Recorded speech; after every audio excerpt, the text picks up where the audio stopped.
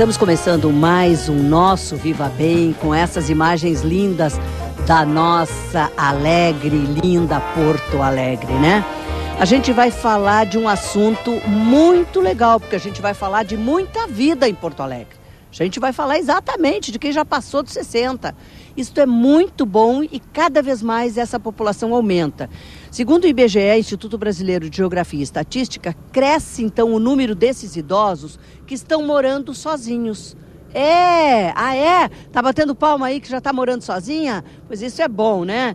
E o censo, os dados do último censo revelam que quase 3 milhões que vivem nessa situação, o que representa 14% do total de brasileiros com mais de 60 anos que são independentes e moram sozinhos. No caso de Porto Alegre, Porto Alegre linda que apareceu aí no início, pois é, ela lidera o ranking. Sabe quanto? 21% dos idosos não dividem mais a sua casa com os familiares.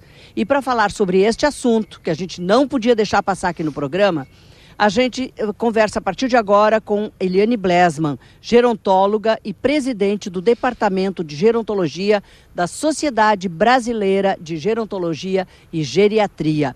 Eliane, um grande prazer te ter no Viva Bem para a gente trazer mais esclarecimento para as pessoas, para a gente realmente poder conversar sobre essa nova fase da vida e que com maior número de pessoas cada vez mais. Bom dia a todos, bom dia Isabel, muito obrigada pelo convite, pela lembrança, para poder estar aqui nesse cenário maravilhoso, olhando o nosso Guaíba. Isso realmente aí. Eu acho que essa beleza da cidade contribui para nós alcançarmos esse índice referido. Não? Pois é, e como é que na tua visão de gerontóloga, por que será que as pessoas estão querendo viver sozinhas? Pois bem, elas querem, manifestam esta vontade, dizem que isso faz parte da sua independência, né? Eu posso continuar cuidando das minhas coisas, fazer o que eu quero, na hora que eu bem entendo. Esta realidade está aí, é dessa maneira que se manifestam, então vamos associá-la à independência. Mas também nós não podemos generalizar sempre. Claro. Embora predomine essa situação, ainda há casos que esteja esse morar sozinho relacionado à negligência, ao abandono, características. Aí nós chegamos ao porquê está morando sozinho. Exato. O porquê? É pela contingência da família, é pelo abandono, a gente não pode esquecer que existe muitas vezes, ou é por vontade própria? Vontade própria. Né? Olha, dizer que é por abandono não significa ignorar que seja vontade própria. As duas coisas podem se manifestar, não é? Perfeito. Quer dizer, no momento ainda em condições de decidir o que queria para si, decidiu morar sozinha. Mas depois a situação muda, os filhos se afastam, vão morar em outros estados, outras cidades, cada um envolvido com o seu trabalho, com a sua rotina, com a sua família, cada vez mais nuclear, a gente só se preocupa com quem está próximo a nós. Aí o afastamento vai acontecendo e pode culminar com o abandono. Mas vale dizer, né? Não são todos os casos que terminam assim. Nós temos idosos com 90 anos de idade vivendo sozinhos e muito bem, obrigada. Mais mulheres, porque eu falei morar sozinha e tu falaste também morar sozinha. Agora a questão do gênero, mais mulheres do que homens moram sozinhos? Sim, sempre, né? Mais mulheres na população, pois nós temos o quê? Exatamente. Na população brasileira, idosa, nós temos 96 homens para 100 mulheres, esta proporção. E isto se reflete também na decisão de morar sozinho. Vivem mais, têm mais oportunidades. Claro, claro. E as mulheres também, se a gente pensa assim, morar sozinho, já é pela condição mesmo de gênero que nós temos mais condições de gerir a nossa independência dentro de casa do que um homem, né? Isso com certeza. É verdade. Eu até conheço um homem que está com 86 anos, continua morando sozinho. Ele diz, sou eu e o meu cachorro. Mas a gente consegue perceber por trás disso um bom suporte social, né? Por parte da família. Mora sozinho, sim, mas a gente sente que o apoio da família é muito presente. Então, esse é um aspecto muito importante para que a pessoa possa continuar morando sozinha e se sentir bem, se sentir feliz, não se sentir isolado. E isso é mais aqui no Rio Grande do Sul, ou tu observa isso, claro que com uma certa, talvez, né, um foco no olhar dentro da Sociedade Brasileira de Geriatria e Gerontologia, mais acontece no Rio Grande do Sul ou no Brasil inteiro está acontecendo? Não, de morar no Brasil inteiro, no Brasil inteiro. É no Brasil. Lógico que no sul e no sudeste nós temos a maior proporção de idosos. Portanto, maior proporção de idosos morando sozinhos. Mas é uma realidade, sim, do Brasil. E as famílias, tu notas que as famílias, elas têm essa disponibilidade para aceitar quando o idoso ou a idosa quer morar sozinho? Ou existe, assim, aquelas brigas familiares, aquelas sentenças de se tu vais, depois eu não dou apoio? Tu percebe isso? Pois é.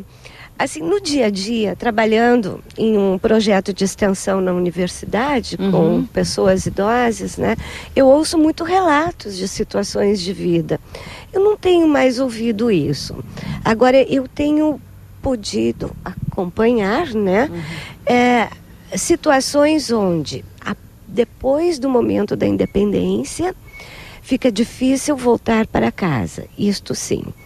Quando chega a doença, aí não volta mais. Aí tu tens que encontrar um outro local para que a pessoa possa morar, porque já não volta mais.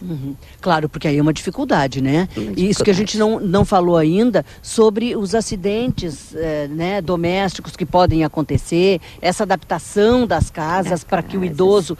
Isso é necessário, né, Eliane? É necessário, mas não é comum. As pessoas ouvem diariamente, toda vez a gente associa, não é? O risco de queda a fatores domésticos, a falta de cuidado no ambiente doméstico. Ah, mas elas não tiram o tapetinho, não. Ele é muito bonito. Ou seja, idoso é teimoso. Muito até teimoso. Até rimou, idoso é teimoso. Mas nem sempre é, mas às vezes a maior parte, né, calculo eu, que seja uma característica de uma vida toda. Mas aí na velhice fica mais acentuado. Claro que fica, né? É bem como tu estás falando, ninguém passa a ser teimoso porque envelheceu. Exatamente, né? Mas é essa questão mesmo. Então não é falta de conhecimento, é falta de hábitos de vida serem mudados. Exatamente. Eliane, a gente falou aí num pequeno conflito, né? Na família. Quer dizer, quando ficar doente, tem que voltar para a família. Aí não volta. Aí tem que gerenciar isso. Exatamente. Aí nós precisamos de uma rede de suporte social muito boa. Uma rede nem de suporte, de serviços mesmo, né? Para atender a esta realidade. Porque se nós estamos falando não só que aumenta o número de idosos, mas aumenta o número de pessoas mais velhas, né? Acima de 80 anos. Nós não podemos ignorar que isso pode levar a uma condição de dependência posteriormente. Não para todos, mas ela vai ocorrer. Então nós precisamos que a sociedade se mobilize na criação de serviços que possam dar esse suporte. Isso ainda falta, porque um idoso pode morar sozinho, mas na medida que ele tiver mais serviços à disposição dele, esse sozinho fica minimizado. Fica minimizado. Por que nós não podemos pensar em serviços que diariamente levem a alimentação até a residência? Perfeito. E alimentação saudável. Saudável, perfeito, claro. Né? Então é uma coisa assim tão simples, mas nós estamos longe de pensar nisso, né? Recém falamos em home care. Exatamente. Exatamente. E há quanto tempo se precisa? Aí a importância de mais gerontólogos, porque nós temos poucos gerontólogos, Temos poucos. Aqui tem duas, mas nós temos poucas, né?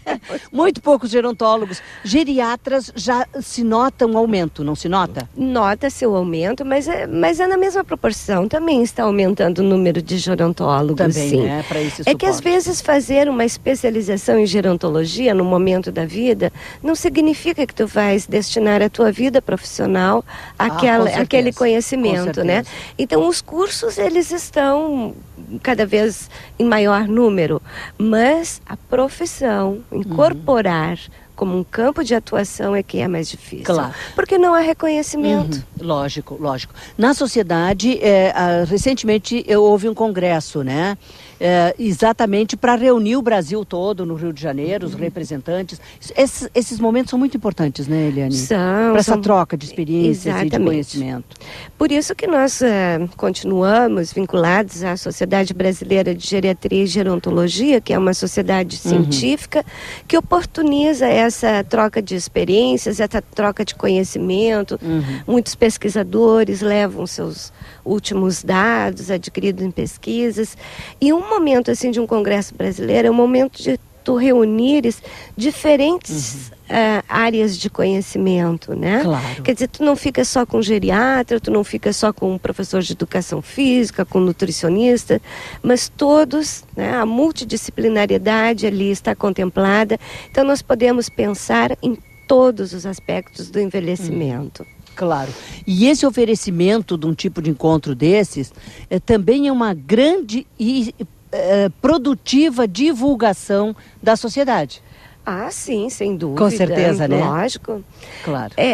Por que é importante nós termos uma sociedade? Não só porque traz para si pessoas interessadas em continuar estudando e atuando nesta área de conhecimento, mas também para que nós tenhamos pessoas que estejam habilitadas e possam assessorar quando nós vamos falar em políticas públicas para esta população. Ah, perfeito, perfeito, né? E que foi uma atuação, por exemplo, se a gente lembrar da lei agora que foi promulgada já há anos, né?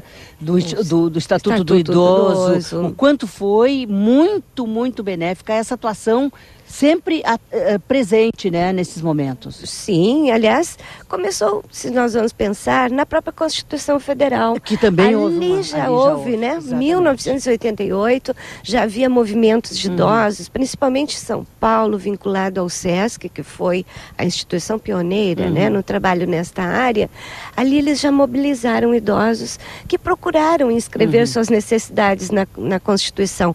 Muito timidamente, 3, 4 artigos, em diferentes capítulos, mas ali foi a base e depois começou a luta pela nossa política nacional do idoso. E a gente não pode esquecer neste momento e dedicar esse nosso momento aqui à nossa grande mestra, né, a Nara da Costa Rodrigues, a nossa grande mestra, né? Se nós não íamos fazer a conversa chegar lá, né, tinha que chegar, porque foi uma grande mestra que está iluminando lá em cima agora, né? A gente vai a um pequeno intervalo com essa emoção. Narinha, beijo pra ti onde tu estiveres, tá? A gente já volta.